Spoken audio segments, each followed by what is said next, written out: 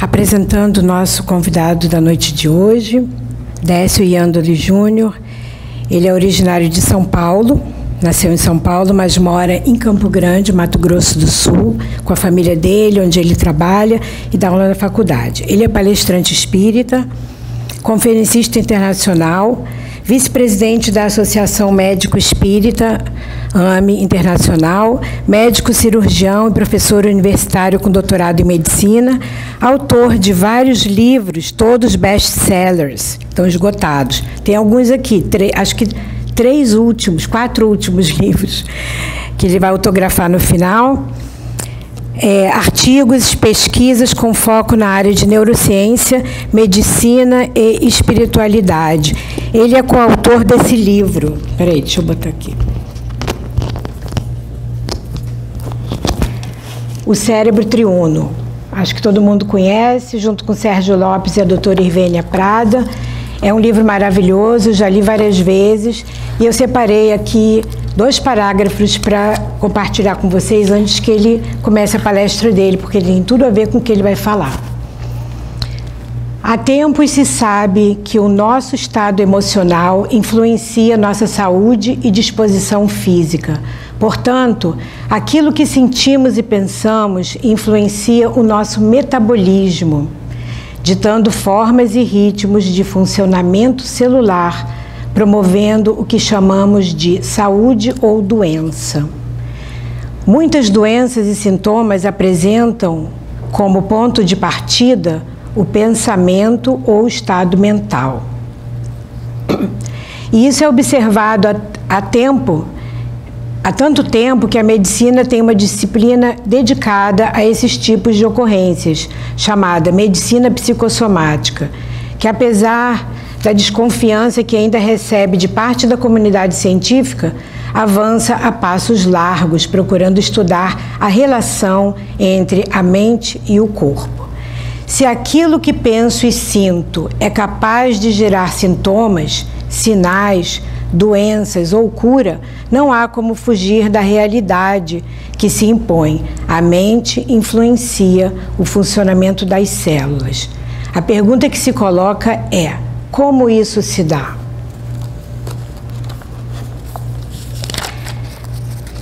Podemos compreender o ensinamento de Jesus quando ele recomendava o amor incondicional.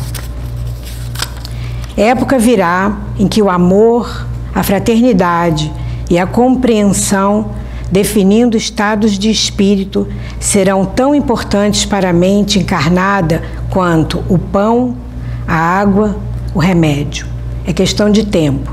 Lícito é esperar sempre o bem com o otimismo divino. É uma grande honra para esse grupo receber o nosso querido amigo, trabalhador dedicado da doutrina espírita, do cristianismo, da ciência, e um prazer especial, imenso para nós, apresentar esse querido amigo que vai compartilhar conosco nessa próxima hora um pouquinho do que ele sabe. Ele vai falar até às 8h30 e nós vamos abrir para perguntas. Décio Iandoli Júnior. Obrigada, querido. Muito obrigada. Prazer. Vou deixar aí mesmo. Acho que funciona bem assim. E aqui você vai passando. Beleza. Boa noite. Nós vamos bater um papinho hoje sobre essa questão mesmo do processo do adoecimento, né? E parece uma coisa mais ou menos tranquila de se falar, mas é bem mais complicado do que parece. Eu coloquei assim, segundo uma visão espiritualista, por causa do seguinte: primeiro, que eu não posso dizer segundo a visão espírita, porque eu não tenho autoridade para falar em nome do espiritismo. Então eu podia pôr assim, segundo uma visão espírita. Mas assim, essa aula também eu dou na universidade, então cria anticorpos. Você falar que é espírita, ou é católico, ou é evangélico. Então a gente coloca espiritualista, né? Um dos primeiros grupos de estudo dentro da universidade que a gente criou era o GEME, Grupo de Estudos de Medicina e Espiritismo. Foi na universidade onde eu dava aula em Santos. E a primeira reação foi eles criarem um grupo de estudos de católicos e medicina. Depois teve evangélicos e medicina. O nosso objetivo não é fazer o sectarismo, ao contrário, era juntar. Aí também depois proibiram a gente fazer o curso lá dentro, né? Falando que ninguém ia bater bumbo dentro da universidade. Olha só, que pessoal bem culto, bem interessado e informado sobre o assunto. E aí a gente aprendeu com essa primeira dificuldade e a gente começou a usar a palavra espiritualidade, que ela é muito mais abrangente e ela não tem essa característica assim de um segmento, né, como é o espiritismo. Eu não acho o espiritismo fechado, muito pelo contrário, mas as pessoas não sabem disso, né? A maior parte não sabe disso. Alguns espíritas não sabem disso. Então é bom a gente usar uma palavra aberta.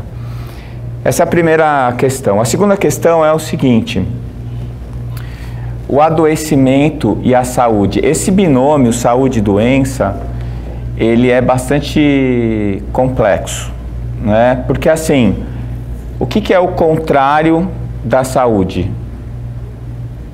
O que vem na cabeça de vocês? Doença. E o que é a saúde? É quando você não está doente. É isso? Não é. Não é. Então, assim, se a doença não é o contrário da saúde, se a saúde não é a ausência da doença, o que é saúde? Então, eu assisti uma palestra do professor Peixinho, lá no Brasil, não sei se alguém conhece ele é lá da Universidade Federal da Bahia, e ele é tudo que eu quero ser. Numas 5 encarnações ele conseguiu ser numa só, porque assim, o Peixinho, ele fez medicina, e quando ele terminou o curso, ele percebeu que para ser um bom médico, ele tinha que ser um psicólogo. E aí ele fez psicologia.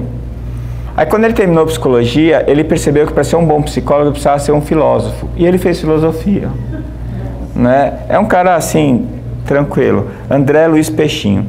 E o Peixinho, ele fez uma palestra sobre o binômio saúde e doença. E ele, como bom baiano, ele diz assim: olha, é o seguinte, como eu sou o único que vai trabalhar aqui, eu não vou ficar em pé. Puxou uma cadeira e sentou, e todo mundo sentado. Ele ficou 1h20 discutindo sobre o binômio saúde e doença, citando autores e mais autores, e mais autores, e mais autores.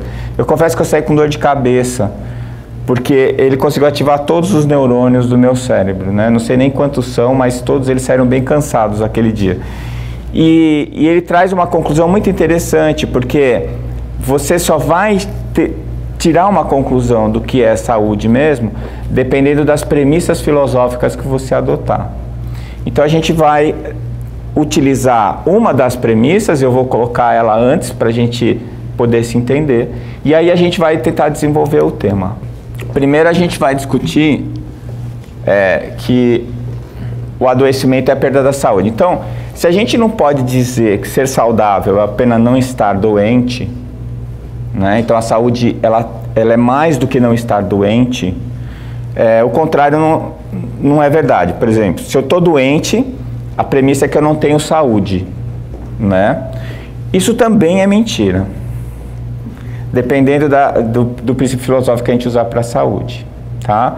Mas, em termos normais, assim, para a maior parte das pessoas, a gente falar que saúde não é o contrário de doença já é um fato inusitado.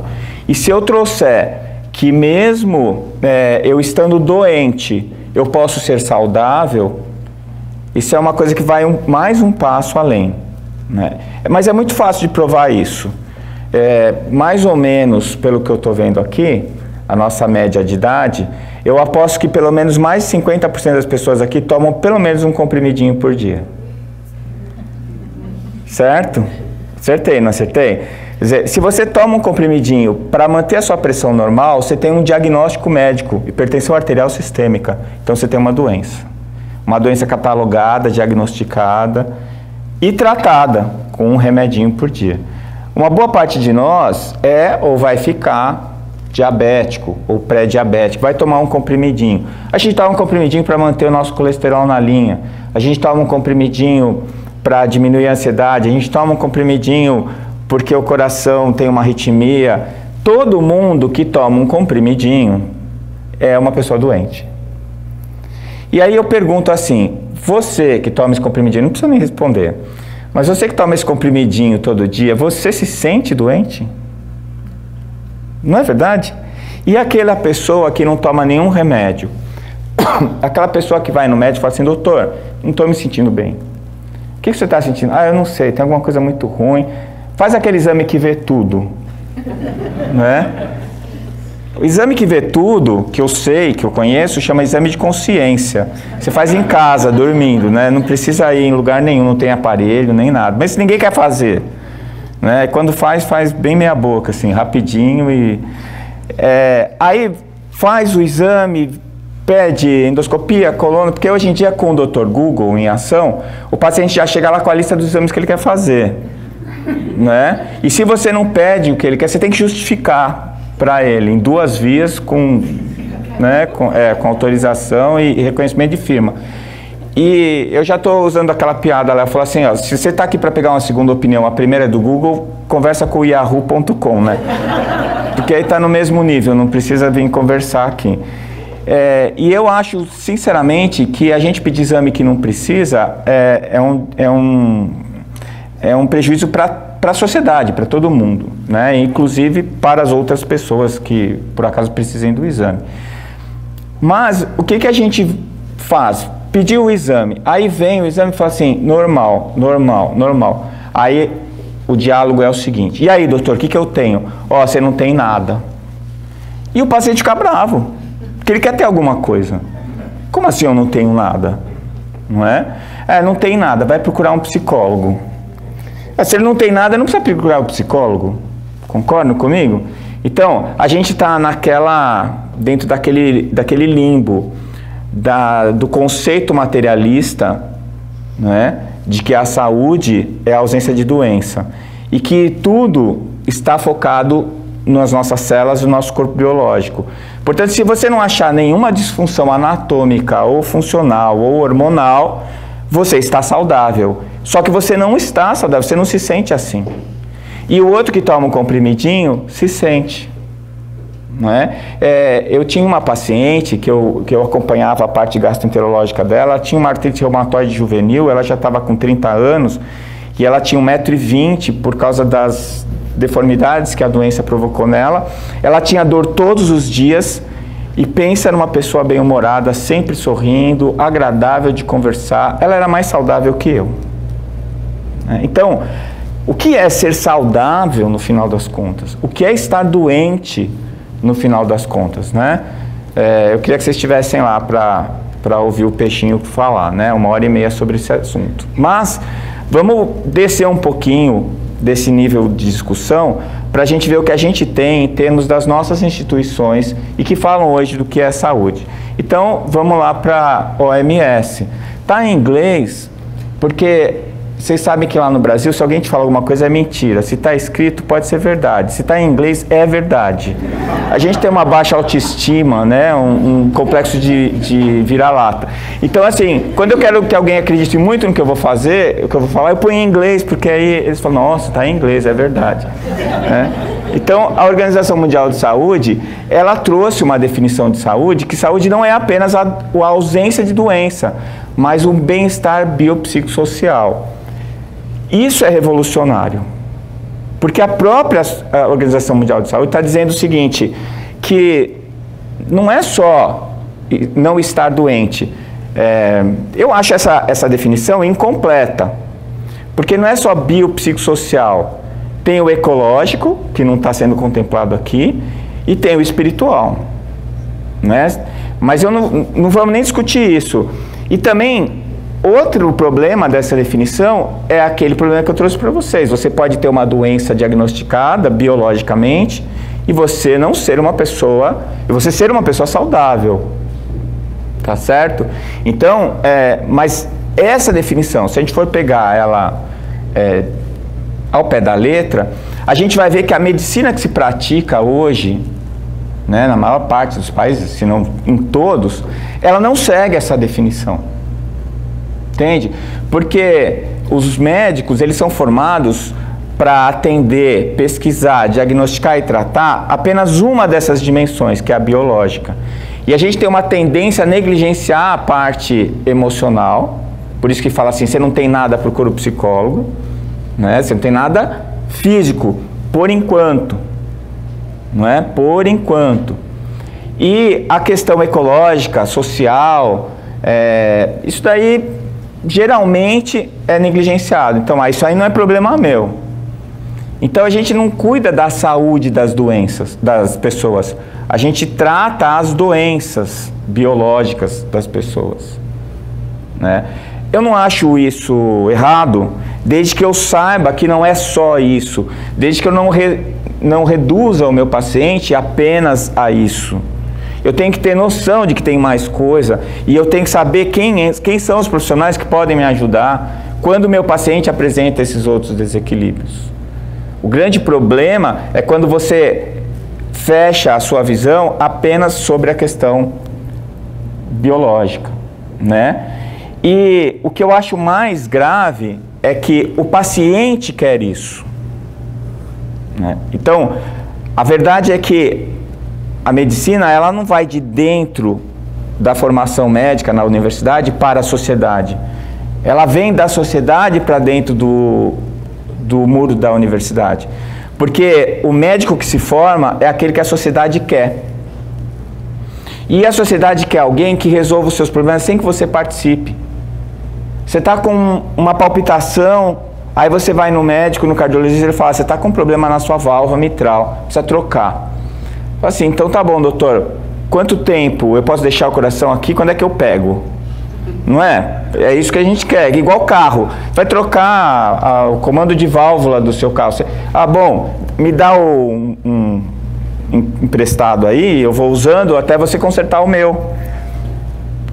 Não sei, talvez seria legal isso, mas não é possível.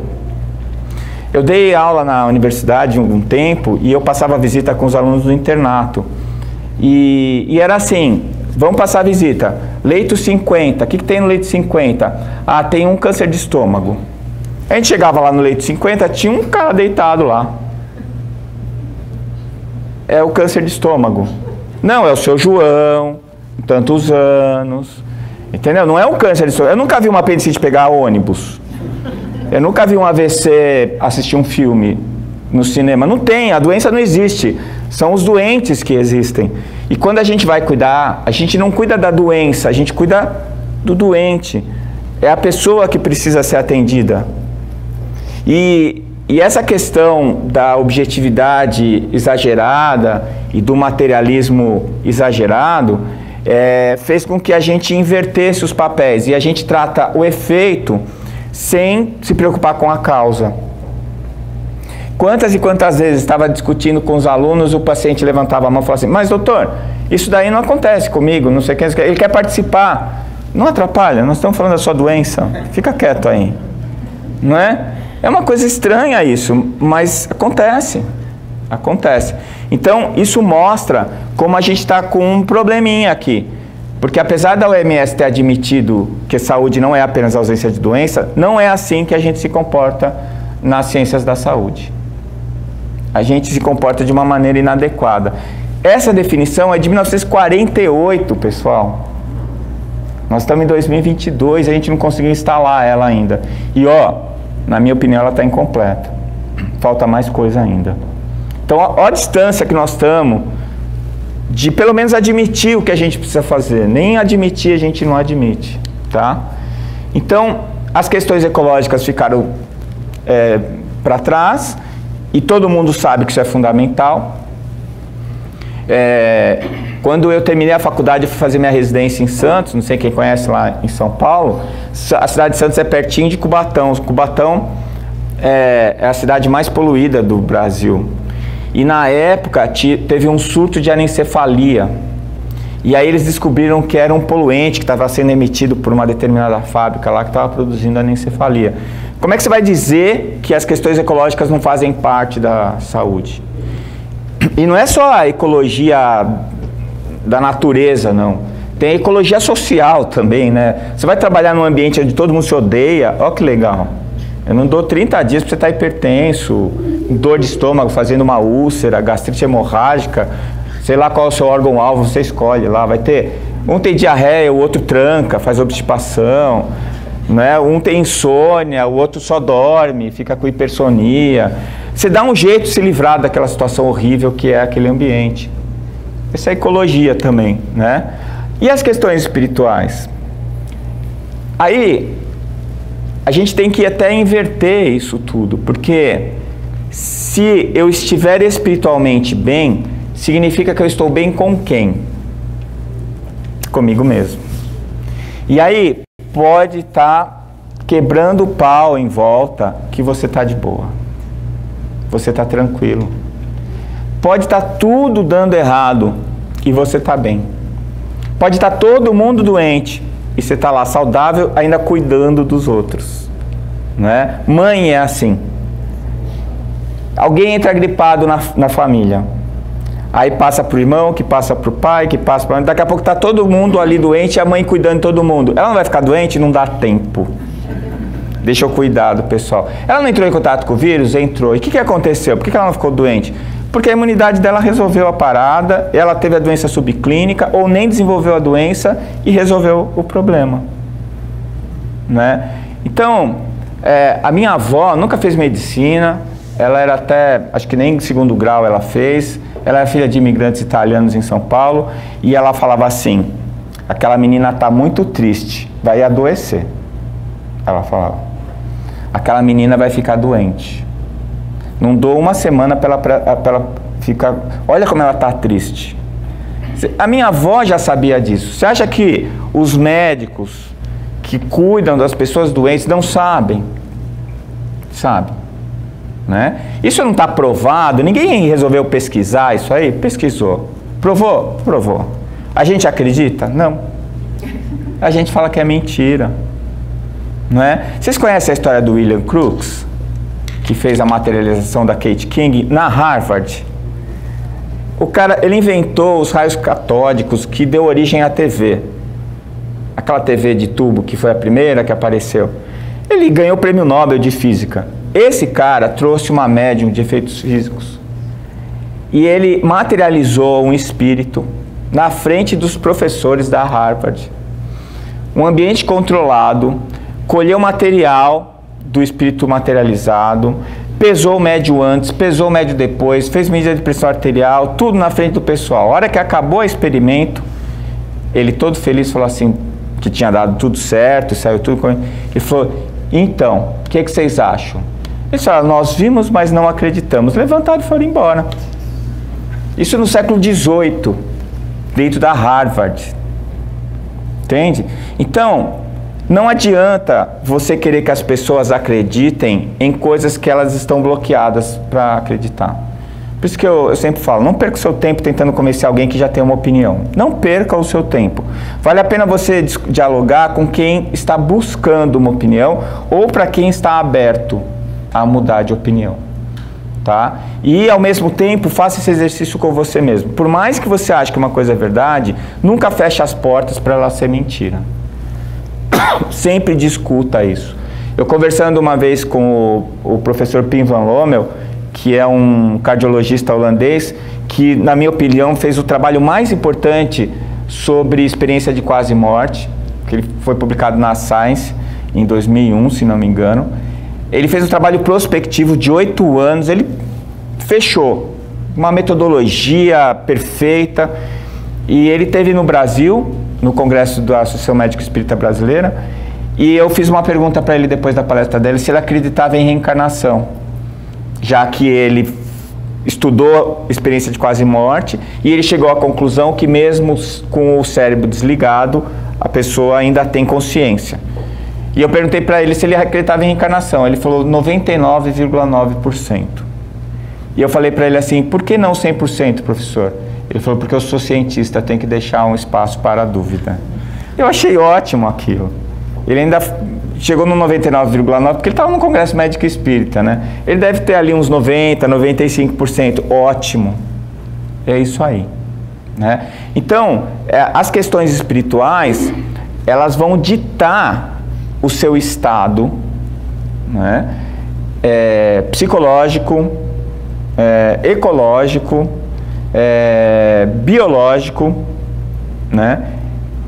E isso tudo vai fazer com que você esteja saudável ou não. Então, essa questão, esse item espiritual, ele contempla todas as dimensões do ser. E ele tem que estar no topo da lista. Porque eu posso estar doente fisicamente e ser saudável. E eu posso estar saudável biologicamente e não estar saudável. A gente vai para uma outra dimensão dentro do aspecto de avaliação das pessoas, porque as pessoas, elas são multidimensionais. Todos nós habitamos mais de uma dimensão ao mesmo tempo. E a dimensão que a gente enxerga, que a gente vê e que a gente acha tão real, é a menor parte delas. Tá certo? Então, a base da nossa medicina, e essa pergunta que eu faço, né, é o modelo hipocrático. Hipócrates, ele tinha uma escola de medicina na ilha de Kos, antes de Cristo, na Grécia. E ele fez fama e entrou para a história, tanto que até hoje ele é considerado o pai da medicina ocidental, porque ele era amigo do Sócrates. Os dois conversavam sobre filosofia e sobre medicina. E ele era um médico que procurava as questões científicas e não apenas as mágicas ou empíricas, e ele discutia a questão filosófica junto. Tem uma história de que Hipócrates curou o rei da Macedônia, que estava com uma doença misteriosa, que ele não tinha vontade de sair da cama, não queria comer e achava que nada tinha graça. Ele estava deprimido. E Hipócrates foi para lá e depois de uma semana de longos diálogos, o rei da Macedônia ficou bom. Foi o primeiro psicanalista da história, não é?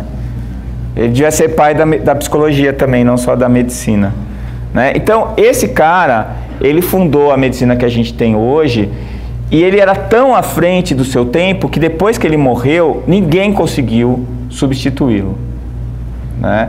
Aí veio Galeno, que adorava Hipócrates, e Galeno era um cara muito inteligente, e ele começou a escrever, só que Galeno, além de inteligente, era bem arrogante, orgulhoso. Então, ele deu uma extrapolada. E aí ele foi escrevendo, o que ele não sabia, ele inventava. Foram 2000 anos da medicina galênica. Você sabe que foi a época da história da humanidade, onde quem tinha dinheiro para pagar médico morria mais cedo. Você sabe quais eram as técnicas do Galeno?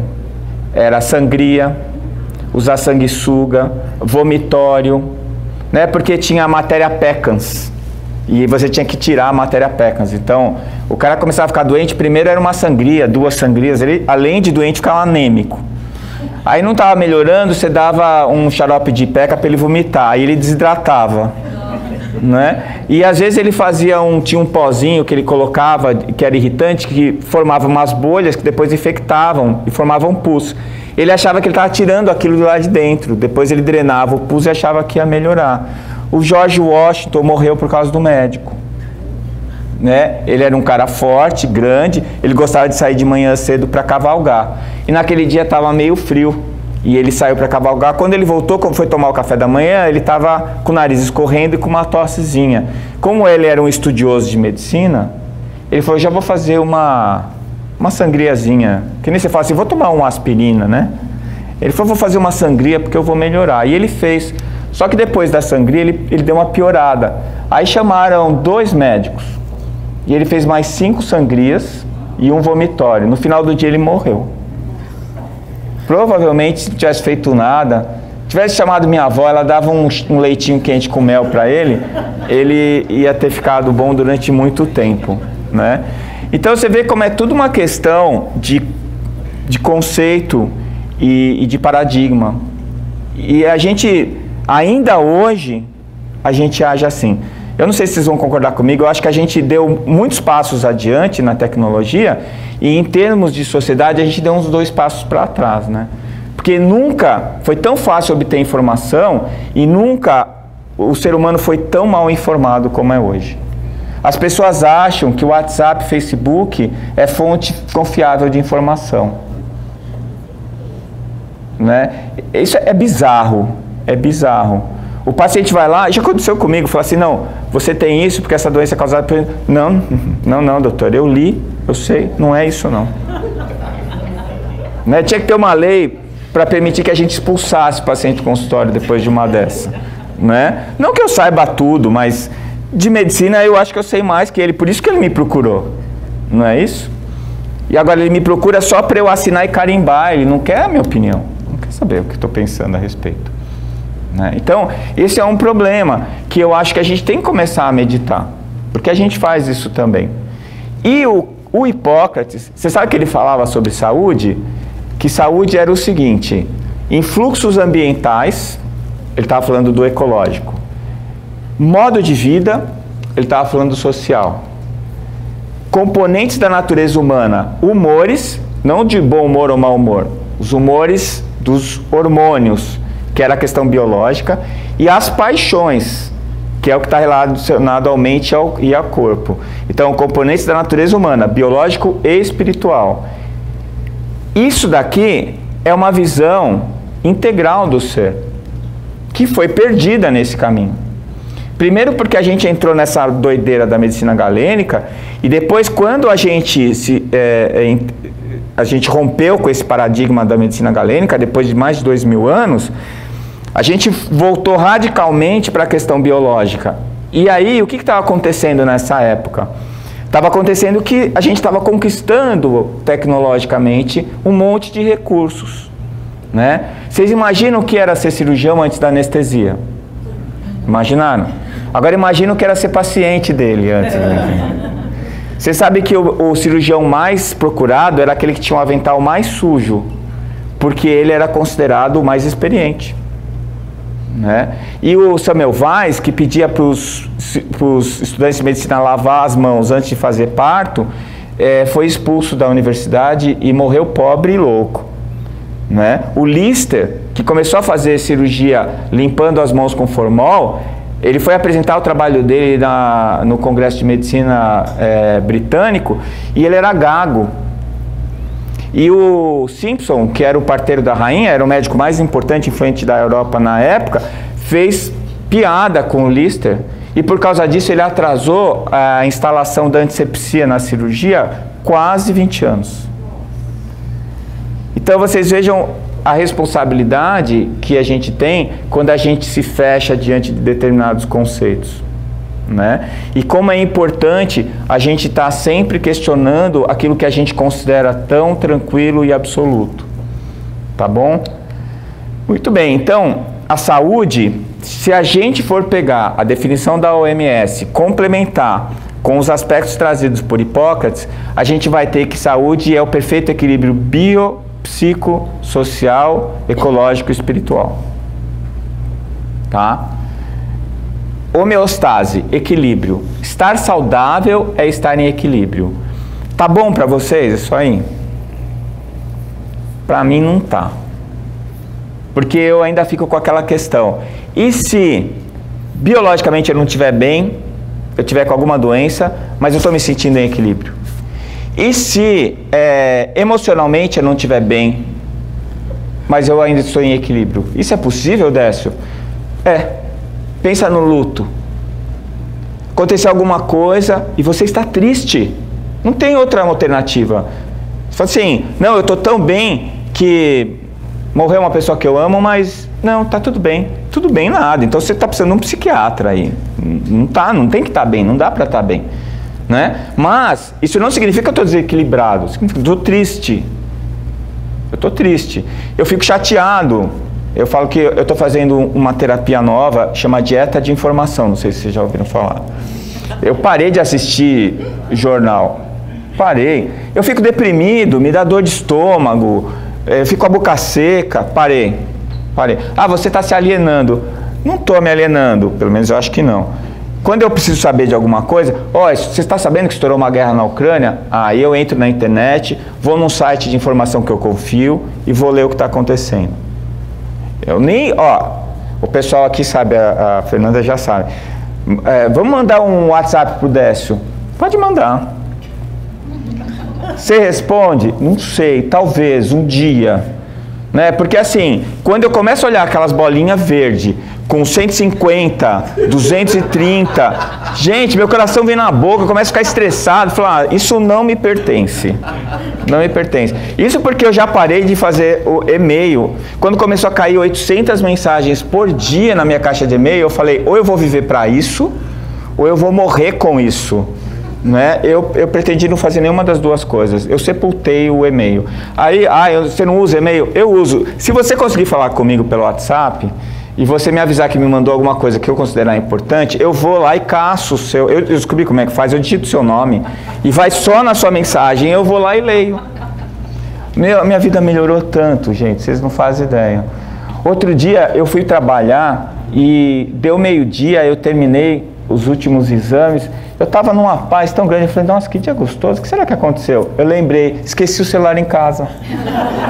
Ele não tocou nenhuma vez, não ficou apitando, nada.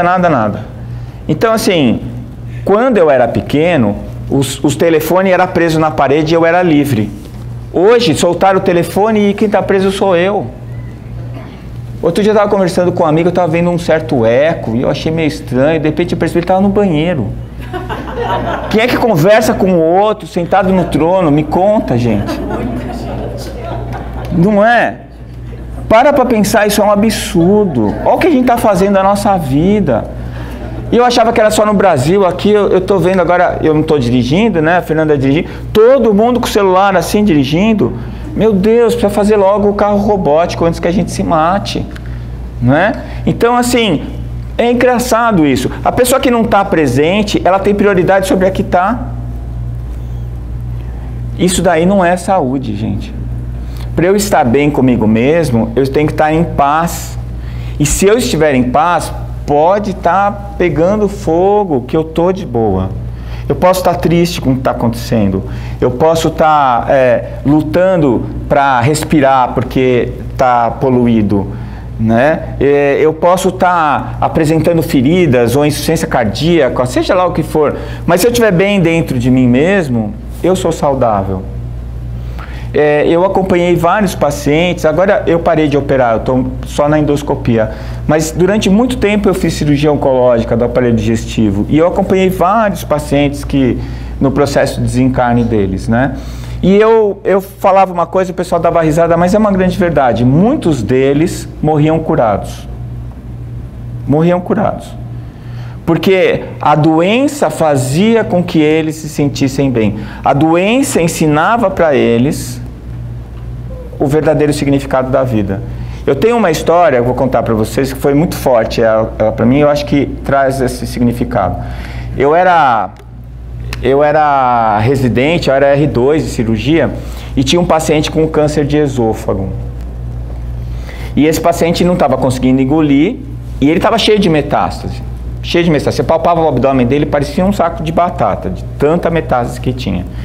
E a gente decidiu fazer uma cirurgia para ele, um bypass, para ele poder comer pela boca, e a comida ia chegar no estômago dele, sem passar pelo tumor do esôfago. Era uma cirurgia paliativa, mas ia melhorar a qualidade de vida dele. E ele nunca recebia visita, eu fui conversar com ele. Falei, olha, a gente precisa fazer uma cirurgia assim, assim, assim. Conversei com ele, fui bem honesto. Ele falou assim, doutor, vamos fazer, não tem problema. Eu falei assim, eu queria avisar a sua família. Ele falou, eu não tenho família. Eu falei, não tem ninguém? O senhor não tem ninguém? Eu falei, não, não tenho ninguém, eu sou sozinho. Eu falei, mas uma esposa, um filho, uma filha? Ele falou, olha, doutor, eu casei, tive uma filha, mas eu era alcoólatra. E como eu fazia tudo errado, minha mulher pegou minha filha e foi embora para São Paulo. Eu parei de beber por causa disso, mas eu nunca mais tive coragem de procurá-las. Eu falei, e o senhor sabe onde elas estão, lá em São Paulo? Ele falou, eu acompanhei de longe a minha filha. A minha esposa, a minha ex-esposa morreu já. Mas a minha filha fez medicina e ela trabalha no Hospital das Clínicas, ela é neurologista lá. O senhor não quer me dar o nome dela? Ele falou assim para mim, doutor, ela não vai querer falar comigo. Eu falei, não tem problema, o senhor se importa de eu tentar? Ele falou, não, me deu o nome dela. Eu conversei com a assistente social, nós ligamos lá pro HC, achamos a doutora. Aí ela, pois não, eu falei, eu sou seu colega aqui de Santos e tal, pois não, o que eu posso ajudar? É o seguinte, é que eu tô com seu pai aqui. Ela falou assim, eu não tenho pai. Eu falei assim, eu sei da história, eu sou pai biológico. Ela falou, e por que você está me ligando? Eu falei, porque ele está com câncer terminal, ele tem um câncer de esôfago grave, com metástase. Nós vamos fazer uma cirurgia para ele segunda-feira, vamos fazer um bypass. Ele tem uma chance grande de não resistir. E eu achei que eu devia comunicar alguém, porque ele está sozinho, ele não tem ninguém. Ela falou, você me desculpa, mas eu não tenho nenhuma ligação com ele e eu não posso ir, não vou. Falei, tá bom, não tem problema nenhum. De qualquer maneira, aqui é o Hospital Guilherme Álvaro de Santos, ele está na enfermaria de cirurgia geral, se você precisar de alguma coisa, meu nome é Décio e tal. Ela bateu o telefone, beleza. Eu falei, bom, fiz a minha parte. A cirurgia era na segunda-feira, no domingo eu passei lá para visitá-lo. Quando eu cheguei lá, tinha uma pessoa com ele do lado do leito. Eu nem entrei na enfermaria, eu fui falar com a dona Zenaide. A dona Zenaide era uma enfermeira top, né? Aquelas que pensa no doente, está sempre preocupada. Dona Zenaide, quem que é? Doutora, a mulher veio de São Paulo, só acredita, que legal, não sei o que. Era a filha dele. Beleza, bom, tá ótimo, ótimo. Aí ela pegou, eu fui embora, nem passei visita, deixei quieto. No dia seguinte a gente fez a cirurgia, foi tudo bem, ele saiu bem da cirurgia e no dia da alta ela veio buscar ele. E foi embora. E aí eu nunca mais vi. Acabou a história? Não, não acabou. Gente, passaram-se 5 anos. Eu tô lá no ambulatório de pós-operatório, me aparece esse homem. Eu falei, pronto. Eclodiu minha mediunidade, tô vendo espírito. Falei, o cara tá desencarnado, não é possível. Eu dava uns 2 meses pra ele, de repente o cara tá lá. Ele entrou assim, acho que eu fiz uma cara tão de assustado, ele falou assim, sou eu mesmo, doutor. Tô aqui. Eu falei, mas então você falou, que não era pra eu estar aqui, né, doutor? Era pra eu estar morto. Eu falei, pois é. Me explica o que aconteceu. Ele falou, doutor, é o seguinte, a melhor coisa que aconteceu na minha vida foi esse câncer. Porque a bebida me tirou minha família e o câncer me deu de volta. A minha filha me levou para São Paulo, agora eu estou sendo avô. Eu tenho 2 netos, estou na casa da minha filha, ela me aceitou de volta. Eu nunca fui tão feliz que nem eu estou sendo agora. Eu falei assim, e o que o senhor veio fazer aqui? É que a minha filha falou que deve ter alguma coisa errada com o diagnóstico. E falou para eu vir aqui para reavaliar. Eu falei assim, o que o senhor combinou com o seu câncer? Ele falou pra mim, eu combinei que eu não mexo com ele, ele não mexe comigo. Eu falei, deixa assim. Não vamos fazer mais nada. Tinha diagnóstico histológico, estava tudo certo. Estava muito claro pra mim que ele, agradecido do câncer, ele manteve o câncer, mas o câncer parou. A evolução da doença parou. Ele podia muito bem ter decidido excluir a doença. Eu tenho certeza que ela ia regredir. Porque as células do nosso corpo, como disse André Luiz, são animáculos infinitesimais domesticados. E elas fazem aquilo que a gente manda. Não que a gente manda com a voz, o que a gente manda com a alma. E esse é o grande problema. Nem sempre aquilo que a gente acha que quer é aquilo que a gente quer, né? Então, essa é a verdadeira saúde. E este paciente, depois eu não vi ele nunca mais, deve ter desencarnado em algum momento, morreu curado. E quem curou ele foi o câncer. Foi o câncer. Às vezes a gente vê a doença revolucionando a vida da pessoa. E mesmo que ele não se cure biologicamente, ele morre curado. Então, a minha definição de saúde, a definição de saúde que eu achei e que eu acho a mais completa e a mais perfeita, é aquela que nos trouxe Emmanuel. Saúde é a perfeita harmonia da alma. Se a minha alma está em harmonia, não importa o resto, não importa o biológico, o mental, que é o emocional, o social, o ecológico, eu vou ser saudável, eu vou estar bem. E mesmo que o meu corpo termine a sua função, mesmo que eu feche o ciclo, eu vou ainda estar saudável e bem, né? Por que é que a gente tem tanta dificuldade de falar sobre esse assunto? Por que isso é tão tabu? Por causa do paradigma. E a gente fala muito paradigma, esse paradigma, vamos mudar o paradigma? Vocês já foram procurar o que é paradigma alguma vez? Uma vez eu estava dando uma aula e eu falei essa palavra e um aluno levantou a mão e falou, professor, o que é paradigma? E eu não sabia. Eu fiquei com vergonha e eu fui estudar. E o cara que é o epistemologista mais conhecido e mais famoso do planeta é o Dr. Thomas Kuhn.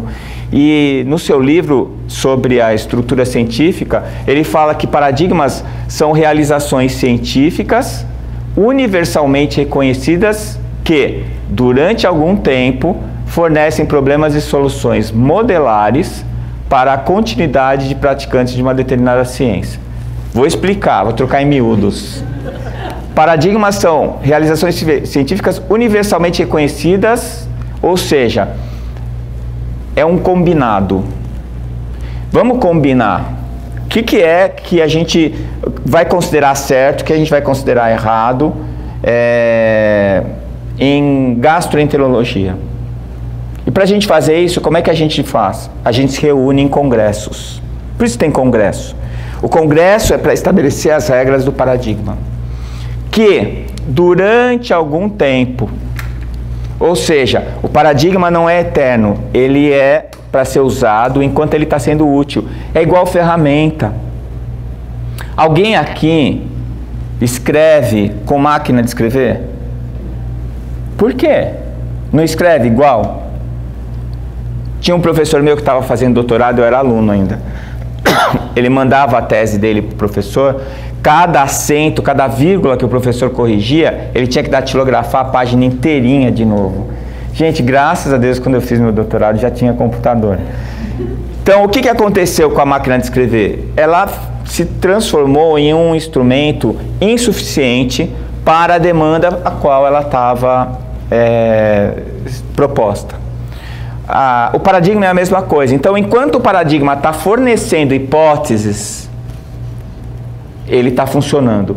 Quando ele não é capaz de fornecer hipóteses, quando ele não é capaz de formular uma hipótese para responder uma pergunta, ele está esgotado. O que eu preciso aí? De um outro, mais moderno, maior, com uma nova tecnologia, uma nova forma de pensar, e que vai me dar possibilidade de abrir novas perguntas, novas hipóteses, para continuar pesquisando, para continuar correndo atrás da verdade, que é isso que faz a ciência, busca da verdade. Tá? E esses problemas e soluções que são gerados por um paradigma são modelares. O que isso significa? Eu te forneço um modelo, é um ponto de partida, para que a gente consiga falar a mesma língua. Não é? Então, por exemplo, eu falei da medicina ocidental, Hipócrates como o pai da medicina ocidental. Ah, não é da medicina toda? Não é. Porque se você for ver a medicina chinesa, é outro paradigma completamente diferente. Para você raciocinar clinicamente, você tem que esquecer tudo que você aprendeu na medicina ocidental, porque é outro paradigma. Outro paradigma. É uma outra maneira de abordar o assunto. Então, dá para conversar? Não dá. Ou você faz uma coisa, ou você faz a outra. Se tentar juntar as duas, é igual juntar água e óleo. Não dá certo. Não é? Um está certo ou está errado? Não. Às vezes eles são até complementares, mas os modelos são diferentes. Então a ideia do paradigma é que todo mundo use o mesmo modelo para que a gente consiga avançar mais rápido. Tem muita gente que fala assim, eu não acredito nessa vacina do Covid. Por quê? Ah, muito rápido. Gente, antigamente, um cara estava resolvendo um problema na Indonésia, ele resolvia o problema e o resto do pessoal ficava com esse problema mais 200 anos na América do Sul, porque não tinha como se comunicar. Hoje o pessoal que estuda a mesma área vai publicando no banco de dados, todo mundo no mundo inteiro fica sabendo imediatamente o que ele resolveu. É como se o mundo todo estivesse trabalhando no mesmo projeto. É claro que vai mais rápido. Vamos acordar, gente. Pro WhatsApp você acha que é bom, que você acredita no Yahoo, no Google, mas na hora que os caras resolvem um problema sério como foi essa pandemia, não. Aí é mentira, né? Então eu acho que assim, a gente vai ter que ter muitos enterros e velórios ainda pro planeta melhorar, né? Porque a gente ainda carrega alguns vícios, né, do passado que são difíceis de se livrar, né? O paradigma materialista é o paradigma que nos trouxe aqui hoje. Fala assim, o paradigma materialista é ruim, a gente tem que lutar contra ele. Não faça isso. Né? Hoje, tudo que a gente tem veio por conta disso. Eu falei da anestesia e o antibiótico. Não é? Quanta gente deixou de morrer por causa do antibiótico. E quanta coisa está acontecendo de bom hoje, com medicação, com cirurgia. É que assim, tem muita gente que acha que é só isso que vai resolver. Não é. Você está deprimido, né? Naquela época do Hipócrates não tinha antidepressivo. Mas o Hipócrates conseguiu resolver o problema do rei da Macedônia. É mais difícil, eu acho. Hoje tem o antidepressivo. É bom? Ajuda? Claro que ajuda. Mas você acha que o remédio vai resolver o problema? Não, o remédio vai tirar o sintoma. E aí você tem que ir atrás do problema. E se você acha que tudo se explica pela neuroquímica do cérebro, você vai entrar nessa furada aí de achar que você vai curar todo mundo por causa que você aumentou a serotonina do cérebro do paciente. Só que ele se sente bem no momento que ele toma o remédio, mas o problema existencial dele continua, o problema espiritual dele continua, e ele vai ficar doente de novo. E vai chegar uma hora que mesmo com o remédio não vai adiantar, né? Então, quando a gente tiver uma visão mais plural das pessoas, as coisas vão começar a funcionar melhor. Então, no paradigma materialista, o que a gente estava focado em quê? Na matéria. O paradigma materialista fala assim, não existe espírito. Não fala.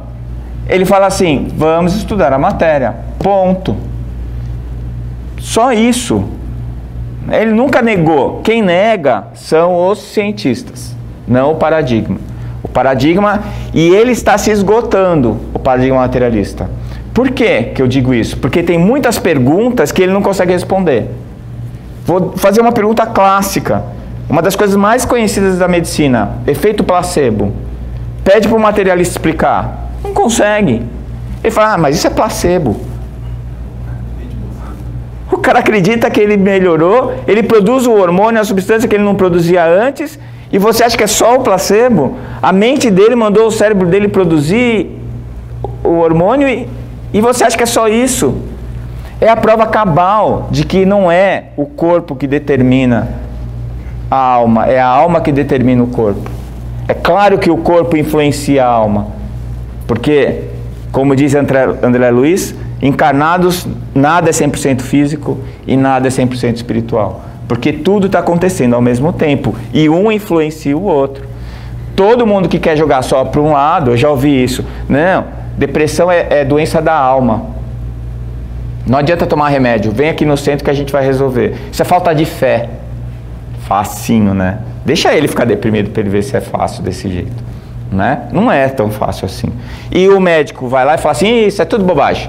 Não precisa nada disso. Vem aqui que eu te dou um remédio, você vai ficar bom. Também não vai dar certo. Você tem que fazer as duas coisas. Você tem que ir atrás das duas coisas. E aí sim você vai encontrar um resultado melhor, né? E aí, como eu estou focado só na questão biológica, eu ignoro a transdimensionalidade do ser, né? Eu não consigo ver os outros aspectos que estão envolvidos na situação.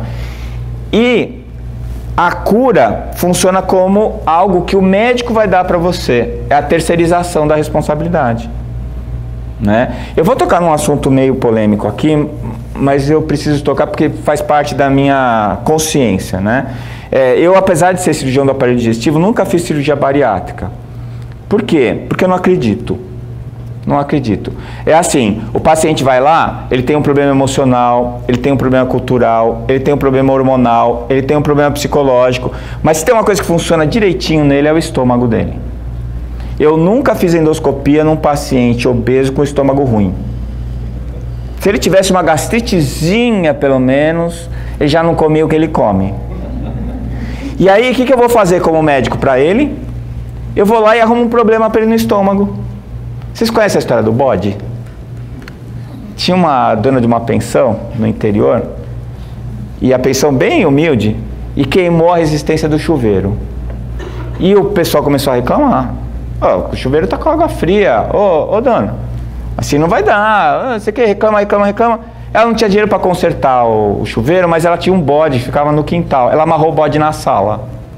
Aí o bode começou a fazer as necessidades na sala, mordia um, mordia o outro, ficava fazendo barulho. Aí o pessoal, esse bode, não sei o que. Ela tirou o bode e ficou todo mundo feliz. Entendeu?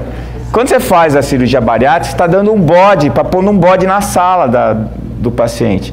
E aí ele vai parar de comer porque ele não consegue comer. E olha, faz preparo, vai na psicóloga, aí depois, doutor, eu não consigo comer. Eu como um pedacinho assim, eu vomito. Pois é, meu filho. Foi por isso que te operaram. Não é? Eu falo, tem uma cirurgia mais simples e prática, que é dar uns pontos na boca. Deixa só um cantinho assim.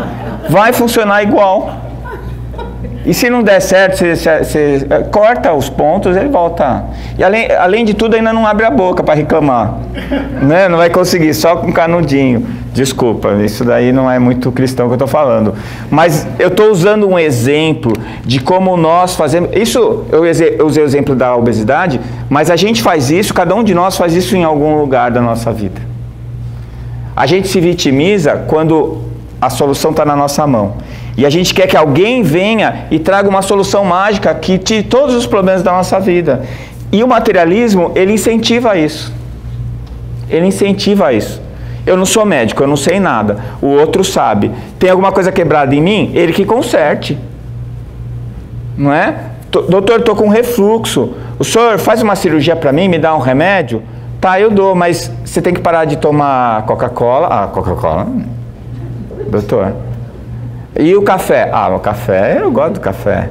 E fritura, mas doutor, o bom da vida é comer uma friturinha. Ó, você não pode comer e deitar, tá bom? À noite você tem que comer umas 2 horas antes da hora de você deitar. Mas doutor, eu chego tarde do trabalho com fome, como é que eu vou fazer? Eu falei assim, fica com o seu refluxo. Fica com ele. Eu não estou querendo que você tire o seu. Você que veio aqui atrás de mim para resolver o problema do refluxo. Entende como é que é? Vocês sabem como é que é, porque a gente faz isso. A gente faz isso. Ele fala, esse médico não é bom, não. Esse remédio dele não funcionou. O remédio dele? O remédio é meu. Você que comprou, você que toma, e eu que sou o dono do remédio? Não sou, não. Não sou, não. Então, esse é um grande problema. Porque a gente já é folgado. E aí a gente vai lá e pega um paradigma que incentiva a gente a ser assim. Alguém vai consertar.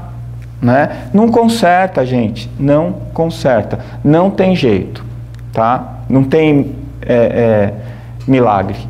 E aí, quando a gente vem com uma forma diferente de pensar, eu estava falando sobre isso com a Fernanda ontem, quando eu cheguei e fiz o meu curso de medicina, e eu fui fazer a minha residência de cirurgia, era uma época que cirurgião era um cara, tinha um cirurgião lá do hospital lá, que ele entrava no centro cirúrgico de óculos escuro.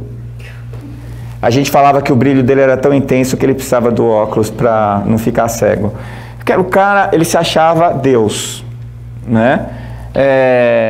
E eu, nessa época de cirurgião que jogava a pinça na parede, que xingava a enfermeira, o meu chefe era um cara que se emocionava com a dor do doente. Tanto que ele tinha um apelido na escola, o pessoal chamava ele de Chorão. E o que parecia pejorativo era o que vai fazer eu admirar ele. Porque ele tinha a coragem de demonstrar envolvimento e a compaixão dele com os pacientes. E ele me ensinou muita coisa legal. Ele falava assim, ô Décio, quando você chegar perto do paciente, que ele estiver deitado na cama, primeira coisa, você olha no olho dele. Nunca cumprimente um paciente sem olhar no olho dele. Que a hora que você fizer isso, você está dizendo, eu cheguei, estou aqui para você. E como você tem autoridade para medir o pulso, você aproveita e pega no pulso do paciente. Mas não precisa contar a pulsação, não. Mas o seu contato físico com o contato do braço do paciente vai dizer para ele, estou aqui para você, não tenho medo nem nojo de você. Eu gosto de você, estou aqui para você. E a partir daí, eu sempre repeti virou um hábito, eu sempre repeti essa rotina. Né? Na hora de atender o paciente no consultório, sempre levante e vai receber o paciente na porta. É falta de educação, chegar à visita e você ficar sentado no sofá. Levanta. E a primeira coisa, olha no olho e dá a mão. Agora, essa época da pandemia era ridículo, né? Ia dar a mão, ficava o soquinho, mostrava o cotovelo. Não tem problema, contato, vamos lá. Cotovelo, soquinho, o que você preferir. Mas eu vou estabelecer uma linha de comunicação com você. Senão, não adianta nada você vir aqui. Não é? Então, ele era um cara que estava na minha frente, que estava me mostrando uma opção. Né? Eu gosto dessa foto porque assim, por que o gurizinho está com as 2 mãos para trás e cabeça baixa? Porque os 2 da frente também estão. Ele não faz a menor ideia do que está acontecendo, mas ele está imitando. A gente imita as pessoas, Né? Tinha uma época que se falava assim, o filho anda igual o pai, fala igual o pai, tem o mesmo jeito do pai, é genético. Não é. Porque filho adotado também faz isso. Porque ele anda do jeito do pai, por quê? Porque ele imita o pai para andar. Ele fala do mesmo jeito que o pai, porque ele imita o pai. Porque o pai é o modelo dele. E se você for um modelo ruim, a chance dele repetir também é igual. Então, hoje, usando o exemplo do professor Amaury, e dentro do paradigma médico espírita que a gente está trabalhando, a gente quer ser uma opção para esses alunos que estão vindo agora, eles saberem que eu não preciso ser seco, malcriado, distante, nada disso. Que eu preciso olhar para o meu paciente como uma pessoa e não apenas como uma máquina. Que a minha medicina vai ser muito melhor se eu fizer isso. E às vezes alguém pergunta assim, o que o médico espírita faz de diferente? Prescreve diferente? Faz cirurgia espiritual? Não. Não, a gente faz consulta terapêutica. Consulta terapêutica é assim, deixa o paciente falar, né? Presta atenção no paciente, mostre interesse por ele. Seja atento, esteja atento à dor alheia. É para isso que a gente está lá, não é? E isso faz a diferença. E eu já tive essa prova. Às vezes eu erro o diagnóstico, erro o remédio, o paciente volta, doutor, estou ótimo, não preciso mais nada. E aí veio o resultado do exame e falei, meu Deus. Ó, pode parar o remédio, não precisa mais tomar esse remédio, né? Porque eu errei o diagnóstico, errei o tratamento, o cara ficou bom. Por que ele ficou bom? Porque ele sentiu firmeza.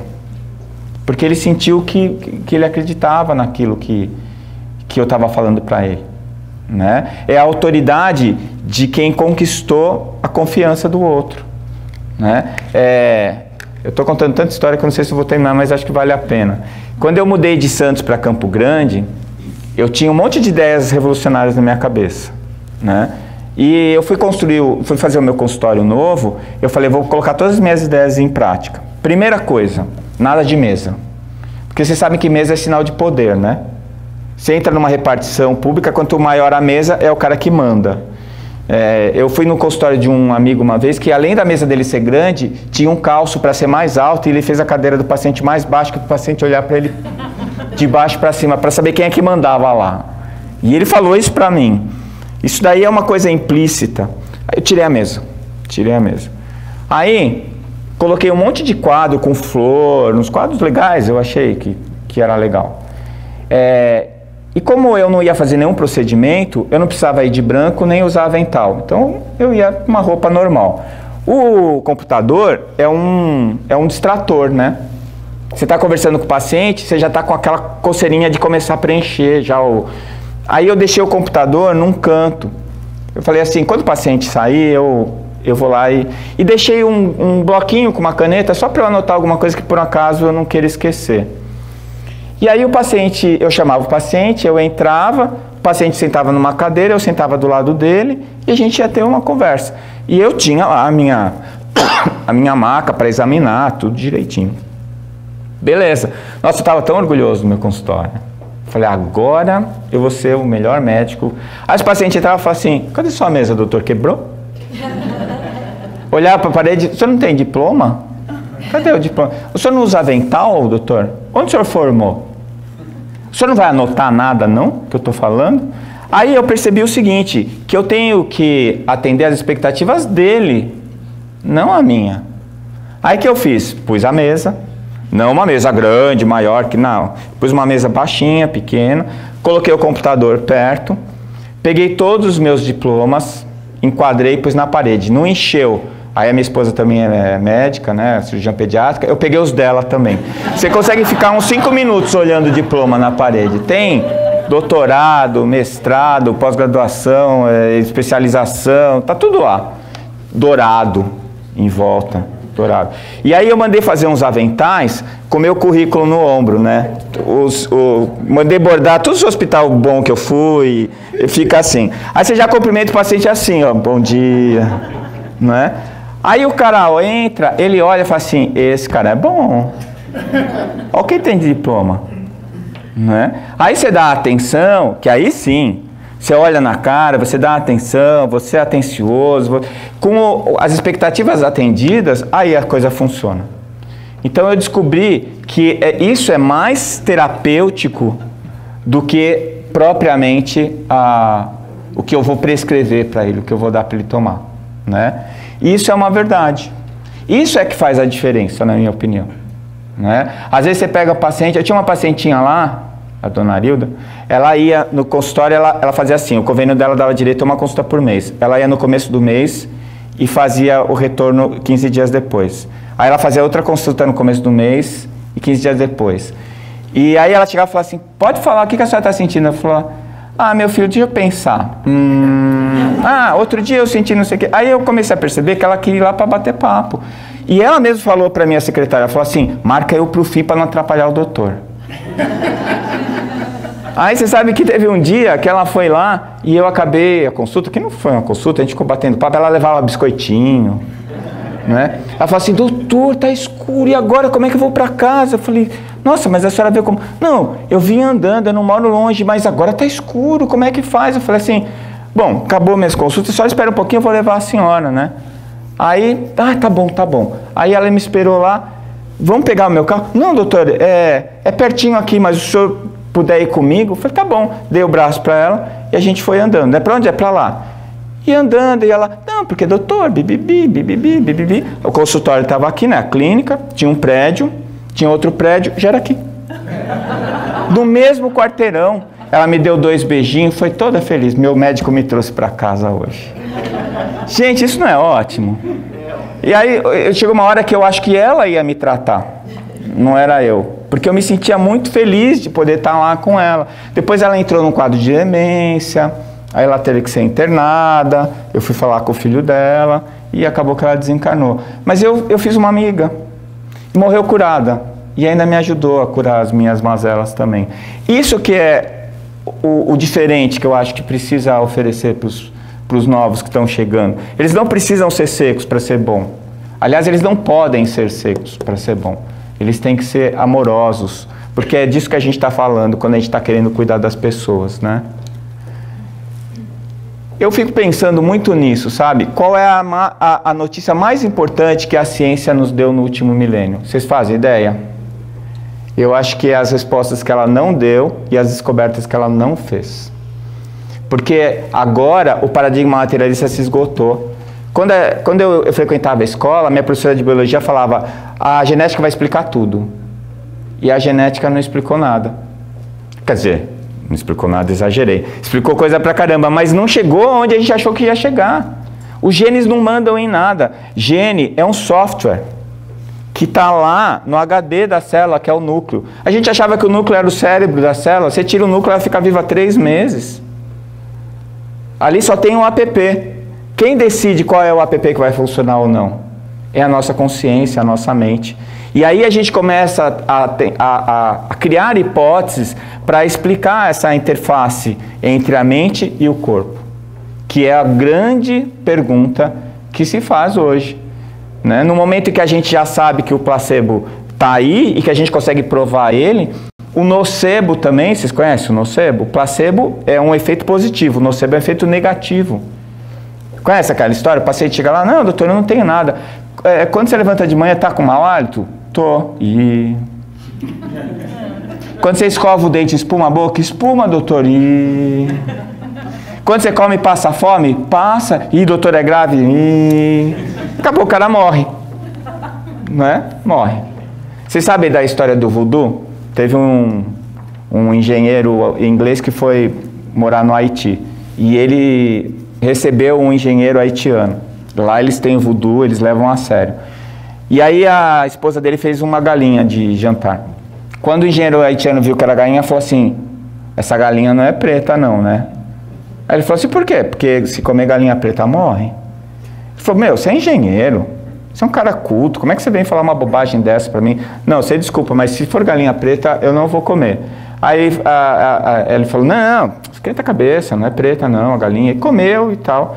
Eles fizeram amizade, 15 anos depois, começaram a discutir sobre essa questão da religião. E aí o engenheiro inglês falou pro haitiano, você quer ver como isso é mentira? Quando você comeu lá em casa, quando eu cheguei aqui, a galinha era preta e você não morreu. O cara ficou assustado, tal, 2 dias depois o cara tinha morrido. Efeito nocebo. Vocês estão rindo, mas é verdade.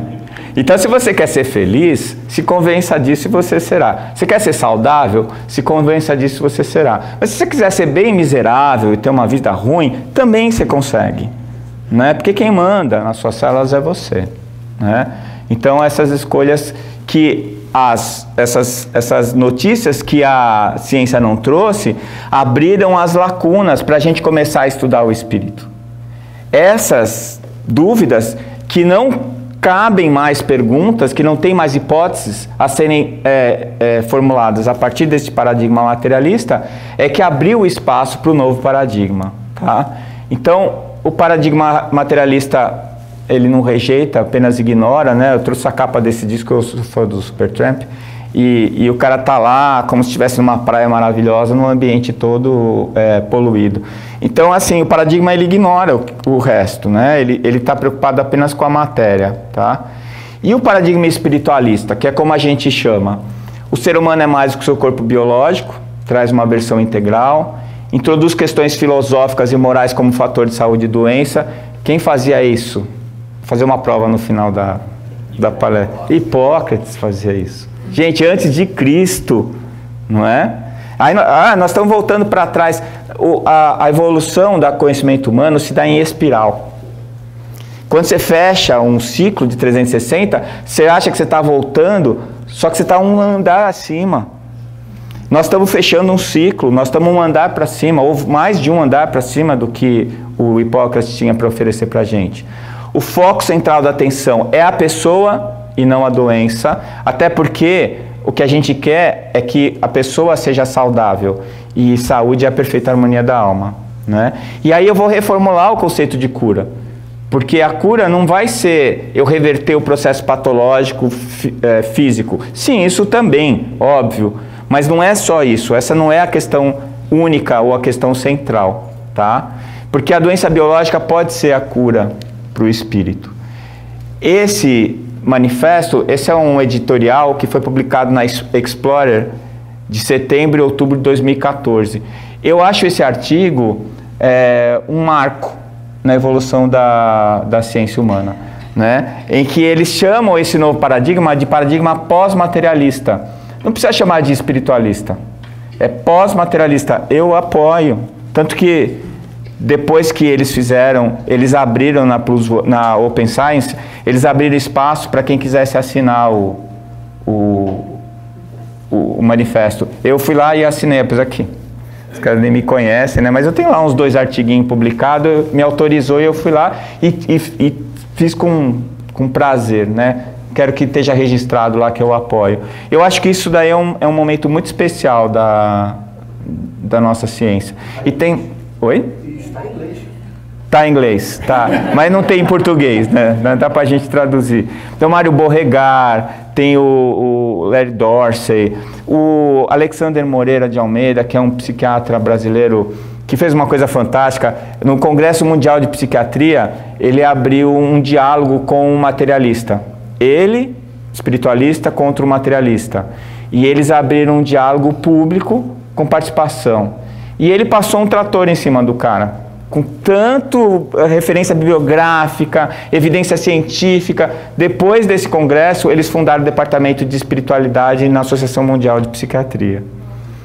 Né? Então, assim, não é mais uma questão de opinião, é uma questão de você aceitar as evidências científicas que foram levantadas. Então, eu fiz questão de trazer esse manifesto porque eu acho que é muito importante, é um marco, né? E aí a gente vai desfragmentar o doente, apesar de eu achar que o nível de especialização da medicina continua e isso é importante. Então, eu vou no ortopedista. Do quê? Do joelho, do ombro, da coluna. Ah, nós estamos fragmentando. Gente, é muita informação. Não dá para o cara ser o melhor da coluna e o melhor do joelho. Mas isso não significa que ele vai cuidar de joelhos. Porque o joelho não vai pela FedEx lá no consultório dele. Ele abre uma caixa, tem um joelho lá para ele cuidar. Tem uma pessoa que usa aquele joelho. Então, quando ele for cuidar, ele tem que cuidar da pessoa que está com o joelho com problemas. Isso vale para todas as especialidades, tá? É parar de desfragmentar o doente. E eu vou cuidar da pessoa, não da doença. O meu foco de atenção é a pessoa, né? Eu não trato gastrites, eu trato pessoas, né? Valorização dos aspectos morais, pensando em Hipócrates, e dos aspectos espirituais, porque são esses que dão significado para a vida. E é em cima disso que eu posso trabalhar para conseguir que o paciente entre em harmonia. Ah, Décio, então você fica convencendo todo mundo a ser espírita? Mas de jeito nenhum. Eu exploro as crenças do meu paciente. Vou estruturar um diagnóstico sobre a espiritualidade dele. E vou pensar os recursos que ele tem e que eu vou usar a favor dele, tá? Eu tenho um filho que é ateu, e eu falo que ele tem espiritualidade, ele fica bravo comigo, mas ele tem. Porque a espiritualidade faz parte do ser humano. Espiritualidade é noção de transcendência, é de significado de vida. Então, mesmo que você ache que depois que você morrer acaba tudo, alguma coisa te faz se levantar da cama de manhã cedo. Alguma coisa faz que você tenha entusiasmo para o seu trabalho ou para a sua vida. Isso daí é a espiritualidade. É mais rasa, mais limitada, mais difícil de tratar, mas é verdadeira. Dá para fazer isso daí, tá bom? Então, aplicação na prática dos conceitos da OMS e mais ainda do que isso. Para isso, eu vou ter que me espiritualizar. Eu, como terapeuta, como médico, psicólogo, eu vou ter que espiritualizar a mim mesmo. E não significa que eu tenho que adotar uma religião, mas significa que eu tenho que estudar o assunto. Eu tenho que entender como isso influencia as pessoas. E para eu fazer isso, eu tenho que aceitar a noção intrínseca da existência de Deus, mesmo que eu não use esse nome. Mesmo que eu não use esse nome. Afastar os dogmas religiosos, que é o grande problema, né, que a ciência e a religião, elas tiveram um divórcio litigioso, né, porque a religião não deixava a ciência evoluir, e agora está acontecendo o contrário, né, a ciência não quer saber da religião. A religião em si, como instituição, eu acho que talvez não seja tão fundamental na questão científica. É para as pessoas, mas na questão científica não. Mas se a ciência não englobar o conceito de espiritualidade, as coisas não vão andar. Não vão andar. E englobando, vão passar a respeitar a religião das pessoas. Que a religião ela vai muito além da questão de crença. Ela tem a questão cultural, ela tem a questão afetiva, não é? Aquilo que os teus pais te ensinaram, os teus avós te ensinaram, não é uma coisa simples. E não é ruim, desde que você afaste os dogmas. Afaste os dogmas, né? Racionalizar a fé com o exercício da lógica e unir a ciência com a espiritualidade, porque a verdade ela é indissolúvel e não importa se eu estou atrás da ciência, da religião ou da filosofia. Se eu vou chegar na verdade, é um caminho, os caminhos vão se encontrar em algum momento. E o Espiritismo já reuniu esses três caminhos. Tem muito espírita que não percebeu isso ainda. Ah, eu sou espírita, mas eu não gosto dessa parte da ciência. Eu só gosto da parte da religião. Pô, mas não dá, né? Para você sentar num banquinho de 3 pés só com 2 pés.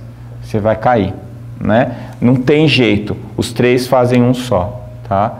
E esse é o novo paradigma, o paradigma pós-materialista, que vai trazer novas possibilidades de estudo e que a gente vai poder abrir novas hipóteses para serem estudadas. Será que são paradoxos? Uma formação técnica versus uma formação humanística? A tecnologia versus a humanização? Ou a ciência versus a espiritualidade?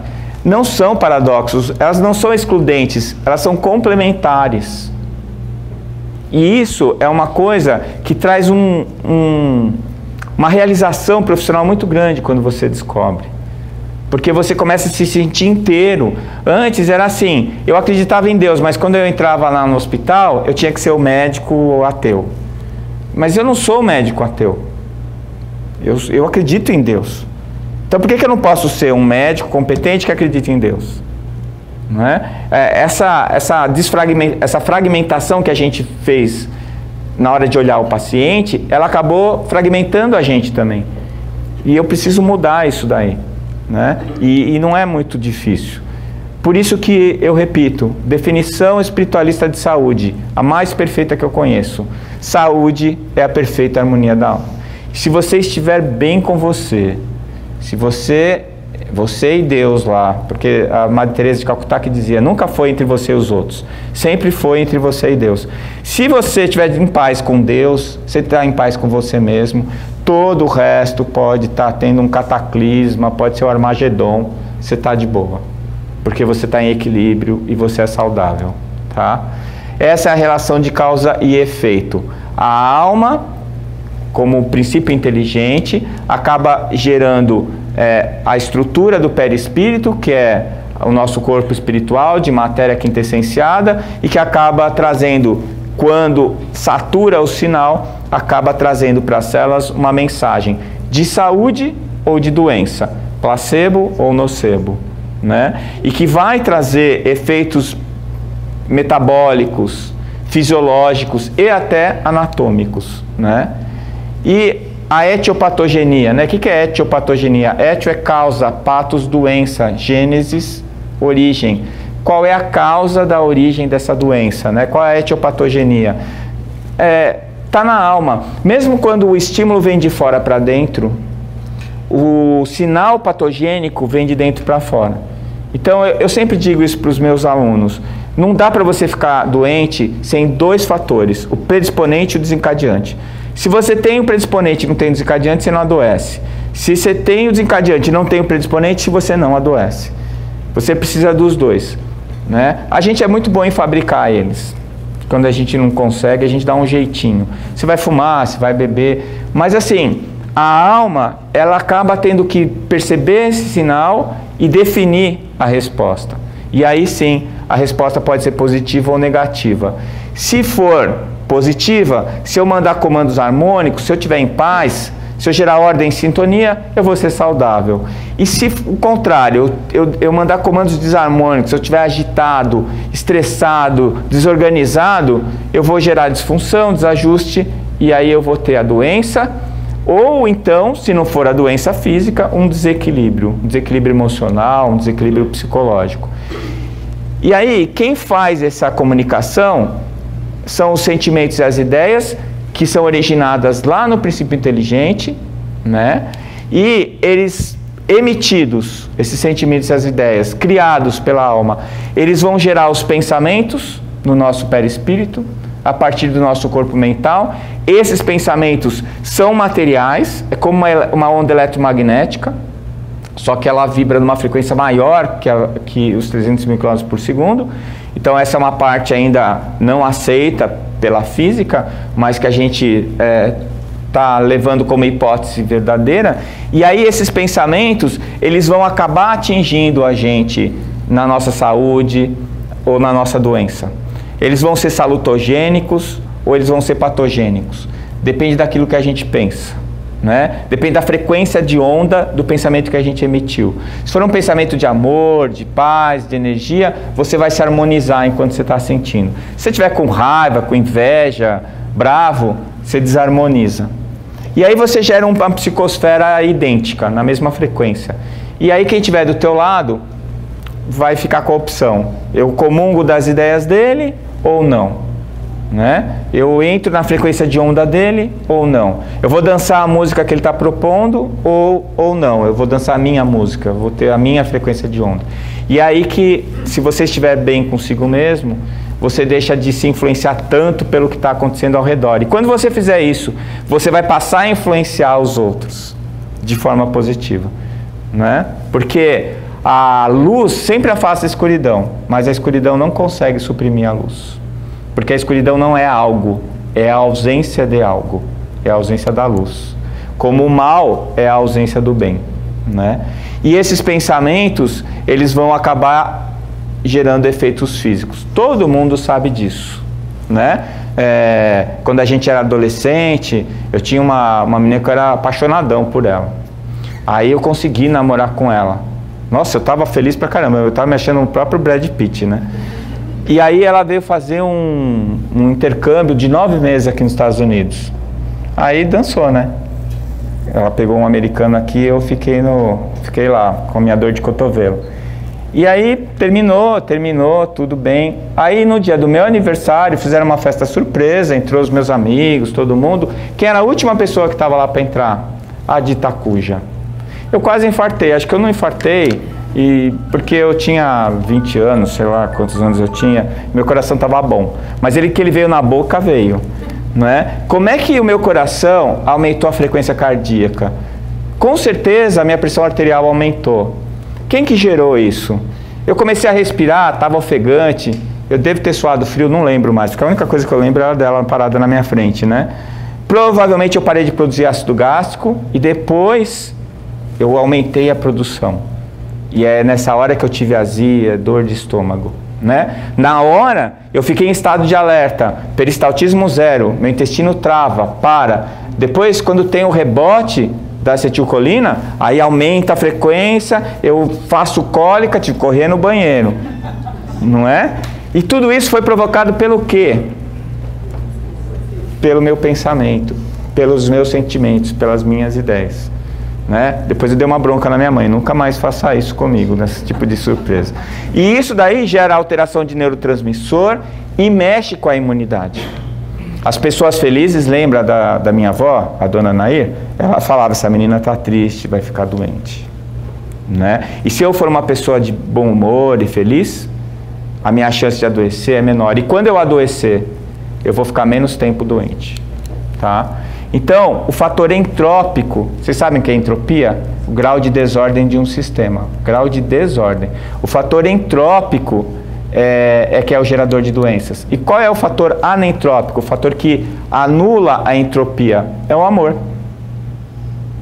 E aí que entra a grande sacada. Não existe mal, existe ausência de bem. E o amor, ele é absoluto. Qual é o contrário do amor? Não existe. É o desamor. Desamor é falta de. Não tem contrário.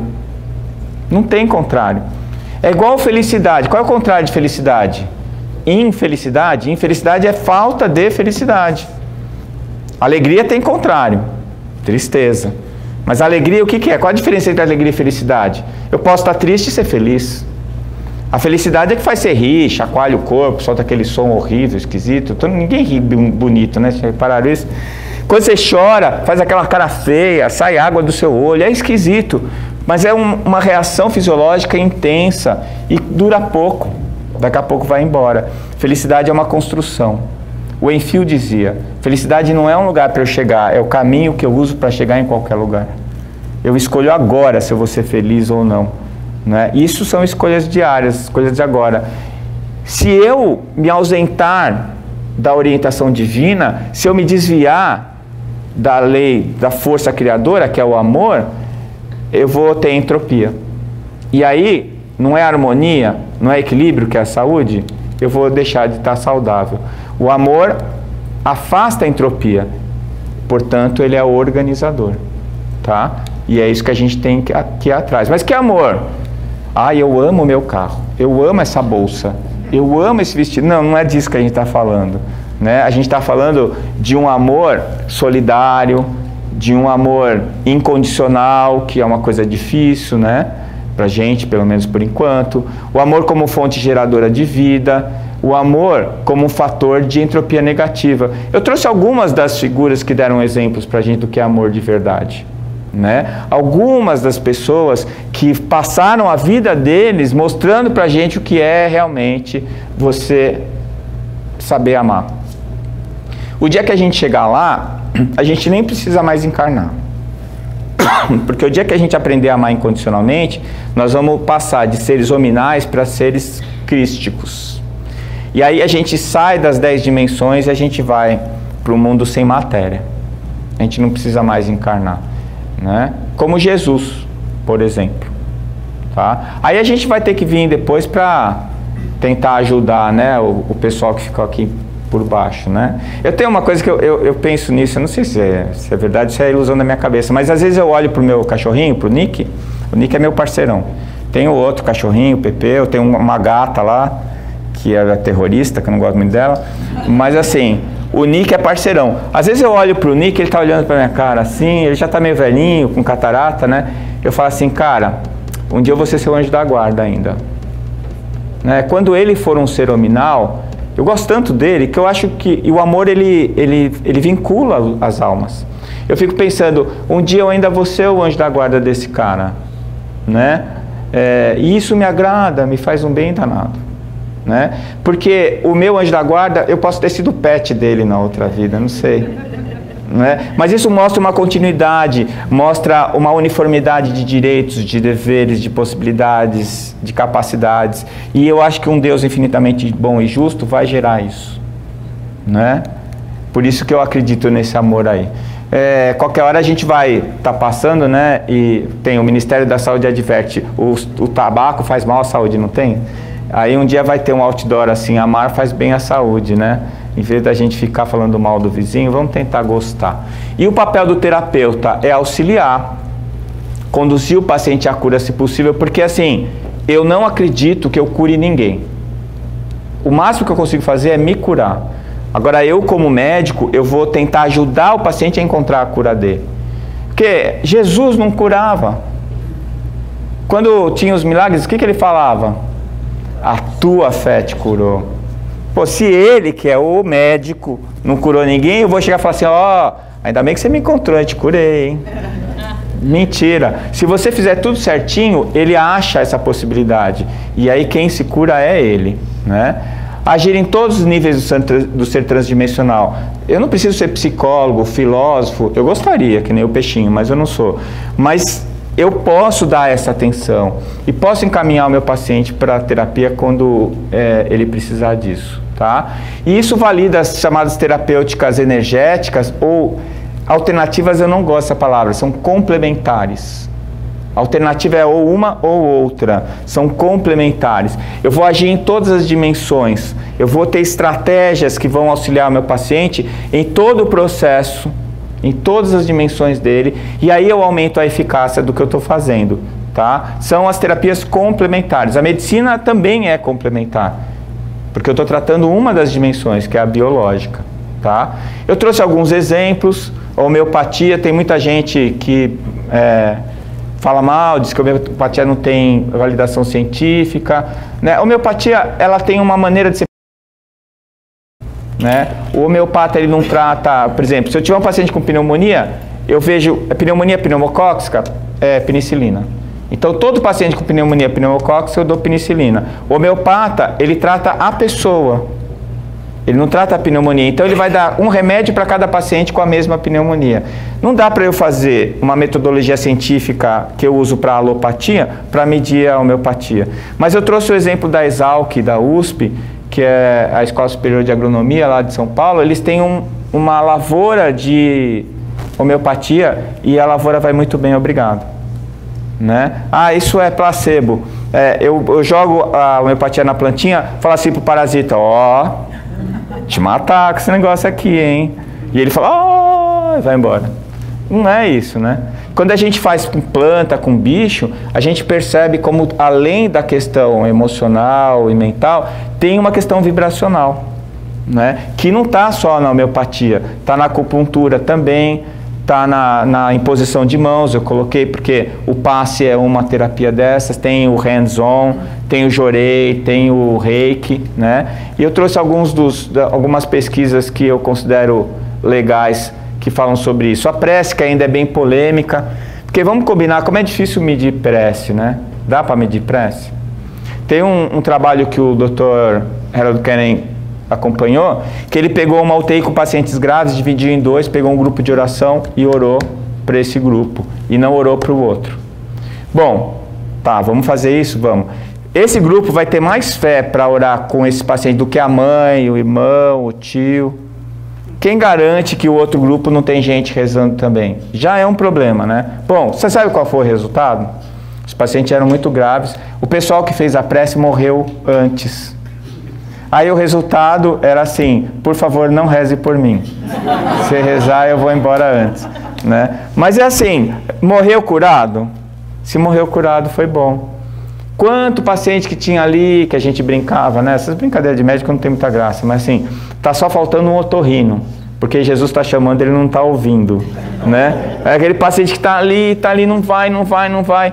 Eu tinha um sócio lá em Santos, que uma hora a gente resolveu pegar esses pacientes e falar assim, escuta, vamos dar alta para esses pacientes. Aí a gente ia, o paciente às vezes em coma, a gente falava, olha, a gente já conversou com a sua família, tá tudo certo, seu corpo não tem mais jeito, olha, presta atenção, deve ter alguém do teu lado para te orientar, você vai encontrar uma paz que você não está tendo agora, fique em paz, fica tranquilo, a gente está conversando com a sua família, eles vão sentir falta, mas não tem jeito. Bati um papinho com o cara em coma lá, a enfermeira achava que a gente estava surtando, eu e ele. E a gente parou de fazer isso, você sabe por quê? Todos desencarnavam. Em menos de 24 horas, a gente assustou. Falei, eutanásia espiritual. Por quê? Porque o paciente às vezes está se agarrando naquela coisa, né? E a família também. Tem a melhora da morte, né? Às vezes o paciente dá uma melhorada para o pessoal ir para casa tomar um banho e ele poder desencarnar. Porque quem está segurando é a família. Então tem todos esses aspectos que a gente está começando a vislumbrar agora, né? E eu acho que a gente precisa abordar essa questão mesmo, de qualquer jeito. E a prece faz parte disso daí. Esse trabalho é um trabalho que eu acho um dos mais importantes em Reiki. É uma tese de mestrado de 2003, do Dr. Ricardo Monesi. Ele fez em Camundongo o Reiki. E teve um resultado fantástico. Fantástico. A orientadora dele só aceitou orientar para provar que não funcionava. Quando ela viu que funcionava, ela começou a colocar mais exigência, mais, até que não teve jeito, teve que publicar. E foi um benefício para a tese dele, porque ficou incontestável, né? E com Camundongo, que afasta um monte de variáveis, né, quando você vai tratar pacientes. A tese de doutorado dele foi com pacientes geriátricos, também com Reiki, teve um resultado muito legal. De Jorei, tem esse trabalho que foi publicado numa revista de farmacologia, com o Thomas Navarro, que é um colega lá da Escola Paulista, ele também trabalha com a gente lá na clínica em Campo Grande, e ele fez um trabalho sobre refluxo e o uso do Jorei com resposta bem positiva no refluxo. Mas tem que parar de dormir com o estômago cheio e parar de tomar café também, senão não adianta. A prece, o Dr. Harold Canning, tem vários trabalhos e estudos falando sobre esse assunto. A prece, por você mesmo, já está provado que funciona. A prece intercessória ainda não está provado, porque os resultados são muito discrepantes. Por causa disso que eu falei para vocês, como é que eu vou medir o número de vezes que eu falo, quantas vezes eu faço a prece, meio complicado. Eu tentei fazer isso com um peixinho, com lebiste. Só que eu cometi um erro, eu falei para o técnico do laboratório que eu estava fazendo. Só que eu coloquei um aquário amarelo e um aquário azul. Era a mesma água, ficava circulando. Eu coloquei um casal de lebiste em cada aquário e ia medir a taxa de fertilização, de nascimento, de crescimento e coloração dos filhotes. E ele fez tudo, só que era o aquário amarelo e o azul. Era para dar a prece para o azul. E eu separei o grupo de prece no centro e acabou que eles não fizeram a prece. Mas o Guilherme, que era o menino que cuidava dos peixinhos, colocou na cabeça que era o amarelo que tinha prece. E ele começou a ter um carinho especial pelo casalzinho do aquário amarelo. E o dia que eu passei lá, o aquário amarelo estava chapado de filhote. E o outro azul tinha uns pouquinhos. Ele falou, é aqui que estão rezando, né? Não é aqui que estão rezando. Quer dizer, então teve a interferência dele sobre a... Então vocês veem como é difícil, até com peixinho, né? Mas a gente pode fazer isso com planta. Tem um caminho todo legal para a gente estudar a prece, tá? E eu acho que o Dr. Canning deu uma contribuição muito importante para essa relação entre saúde e doença, que ele demonstrou a importância da espiritualidade na saúde humana, ele estimulou o desenvolvimento de práticas mais humanas, né? Ele é da Universidade de Duke, aqui nos Estados Unidos, é um cara que tem uma artrite reumatoide, ele dá palestra sentado, ele anda de cadeira de rodas, está sempre de bom humor também, está sempre bem, né? É católico. E esse avanço, né, na visão do paciente como ser integral. Então, eu acho que isso é só o começo da história, né? Como a espiritualidade modifica a saúde.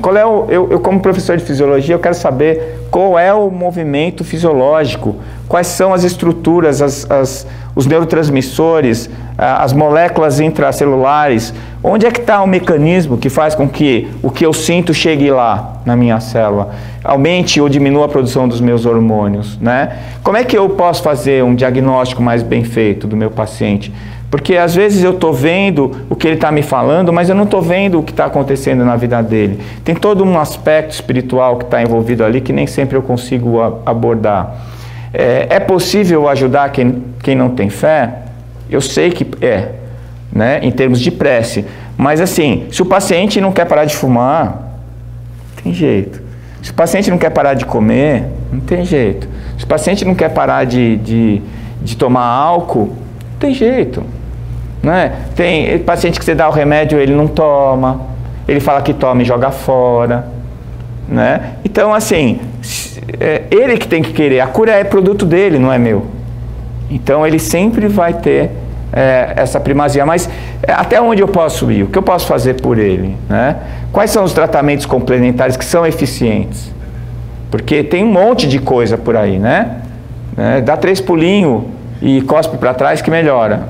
Eu acho que não vai funcionar, eu acho. Apesar que se você acreditar, funciona. Né?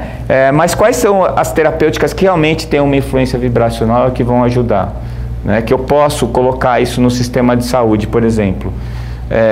E uma das coisas que eu procuro trabalhar, né? Como eu tenho a oportunidade de ser professor na Faculdade de Medicina, desde que eu saí da residência eu faço isso, eu estou sempre tentando dar para os meus alunos aquilo que o professor Amaury deu para mim.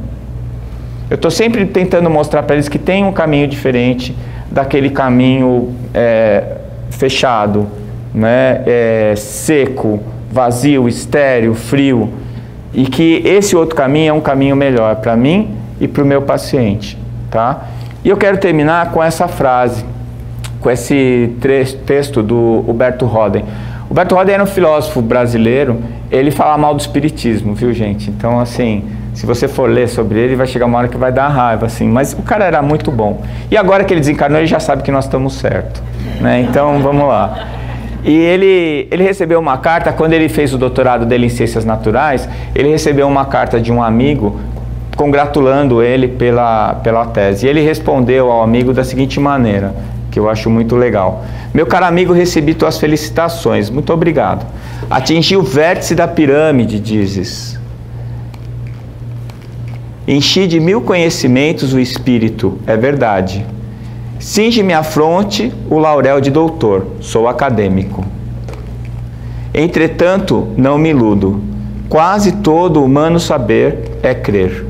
Nossa ciência é fé. Creio no testemunho dos historiadores porque não presenciei o que eles referem. Creio na palavra dos químicos e físicos porque admito que não se tenham enganado e nem me queiram enganar. Creio na autoridade dos matemáticos e astrônomos porque não sei medir uma só das distâncias e trajetórias siderais. Tenho que crer em quase todas as teses e hipóteses da ciência, porque ultrapassam os horizontes da minha capacidade de compreensão. Tá dando já. Creio até nas coisas mais cotidianas, na matéria e na força que me circundam. Creio em moléculas e átomos, em elétrons e prótons que nunca vi. Creio nas emanações do rádio, nas partículas do hélio, enigmas ultramicroscópicos. Creio no magnetismo e na eletricidade, esses mistérios de cada dia. Creio na gravitação dos corpos sidéreos, cuja natureza ignoro, no princípio vital da planta e do animal que ninguém sabe definir. Creio na própria alma, este mistério dentro do eu. Não te admires, meu amigo, de que eu, formado em ciências naturais, creia piamente em tudo isso. Admira-te antes que haja quem afirme só admitir o que compreende, depois de tantos atos de fé cotidiana. Não me espanta. O que me espanta é que os homens que vivem de atos de crença descreiam de Deus por motivos científicos. Homem, tu que não compreendes o artefato, pretendes compreender o artífice? Que Deus seria esse que em tua inteligência coubesse? Um mar que coubesse numa concha de molusco ainda seria mar? Um universo encerrado em um dedal, que nome mereceria? O infinito circunscrito pelo finito, seria infinito? Convence-te, ó homem, desta verdade. Só há duas categorias de seres que estão dispensados de crer: os da meia-noite e os do meio-dia, as trevas noturnas do irracional e a luz meridiana da divindade, o onisciente e o onisciente.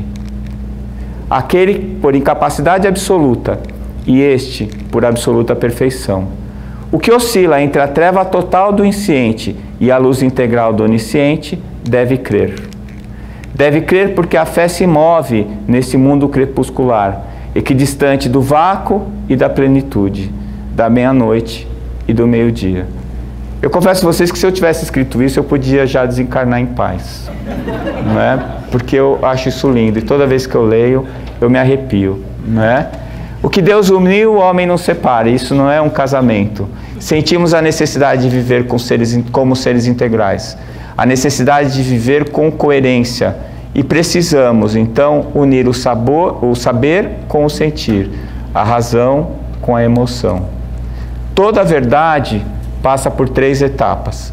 Primeiro é ridicularizada, depois é violentamente antagonizada e por último é aceita universalmente como auto-evidente. Quem disse isso foi Arthur Schopenhauer, né? Já tiraram um sarro da minha cara, já me demitiram da cadeira que eu dava aula na universidade e agora todo mundo fala disso como se fosse uma verdade auto-evidente. Às vezes eu, da minha insignificância, fico meio revoltado, né? Falei, pô, há 25 anos atrás o pessoal me mandou embora porque eu escrevi um livro falando de espiritualidade, né? E agora está todo mundo fazendo isso nos grandes congressos médicos do mundo. Mas que bom, né? Porque nunca foi entre eu e os outros, sempre foi entre eu e Deus. Muito obrigado, viu, gente, pela paciência.